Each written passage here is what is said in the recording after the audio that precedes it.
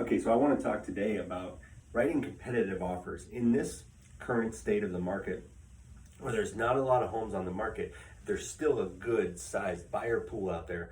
We're seeing multiple offers and prices being drawn up because of that competition. But I want to help you in getting your offers in front of the seller in a compelling way. I want you to start winning some of these negotiations or winning some of these competitive situations that you find yourself in with your buyers.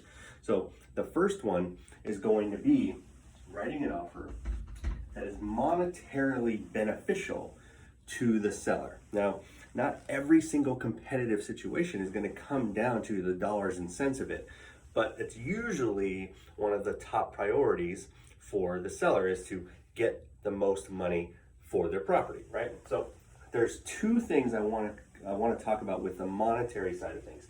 The first one is the escalation clause. The escalation clause basically says that your buyer is going to pay X amount of dollars beyond the other highest offer, right? So whether it's $1, $100, $1,000, whatever it is, you come up with that amount of money with your client, and then you insert that into the offer, whether it's an addendum or that kind of thing.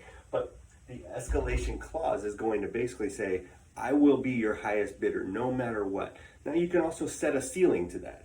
I will pay X amount of dollars over your highest bidder up to a certain amount of money, right? So you don't want to, commit your buyer to going crazy, outrageous over asking price and over market value unless they choose to do that, right? This is going to be their decision to do it, but you're just going to be facilitating it and giving them the right information, right?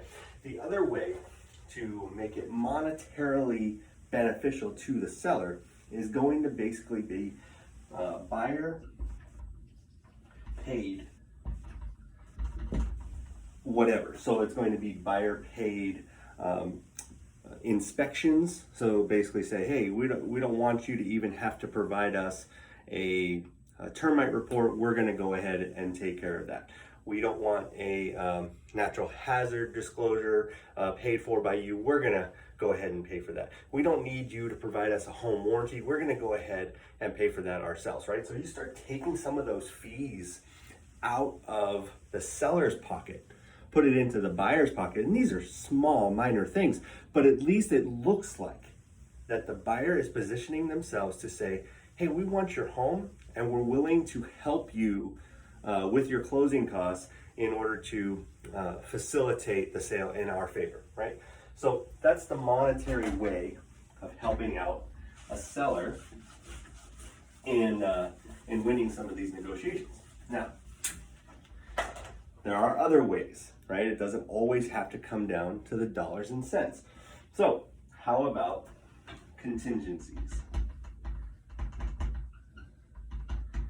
Now we all know that these contingencies are in place to protect mostly the buyer in the situations to whether they want to back out of the property for whatever reason. So you have your inspection,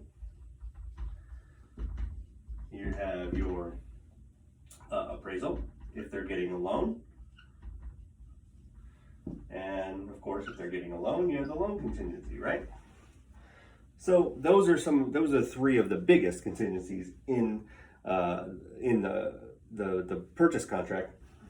And what you want to do is make it more beneficial to the seller, right? You want to put your buyer in the light of saying, hey, we're willing to, put ourselves in the best light to be the ones that you select to sell your home to.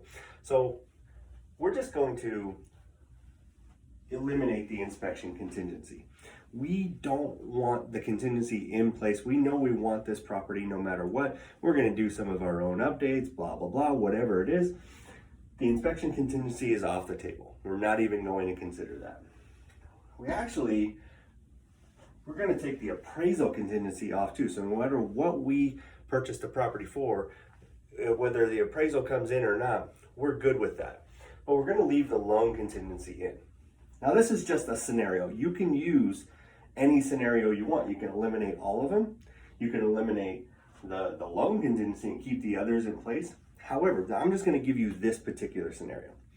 So now, what this basically says is that we're not going to use the inspection or the appraisal as an excuse to back out of the property. But the most important thing to remember here, and have this conversation with your buyers when you're considering taking the contingencies out of the buyer contract, the purchase contract, is that the loan contingency stays in place. It's also pre-written unless any time frames are changed, but the way it's written is the loan contingency is the longest period of time anyway, right? So these have to be done in the first 17 days, then you have 21 days with the loan contingency. So it gives you even some more time.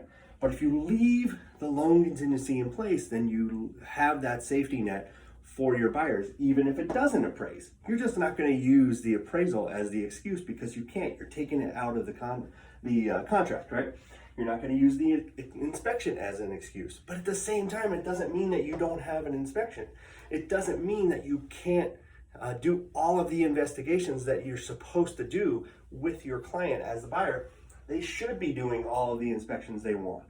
Pool inspection if there's a pool, get a roofer out there if needed, get a specific plumber, obviously get the home inspector, and whatever else, a geological survey, whatever they need to satisfy themselves with the condition of the property, that's what you're going to have them do. But this just doesn't mean you can use it as an excuse to cancel.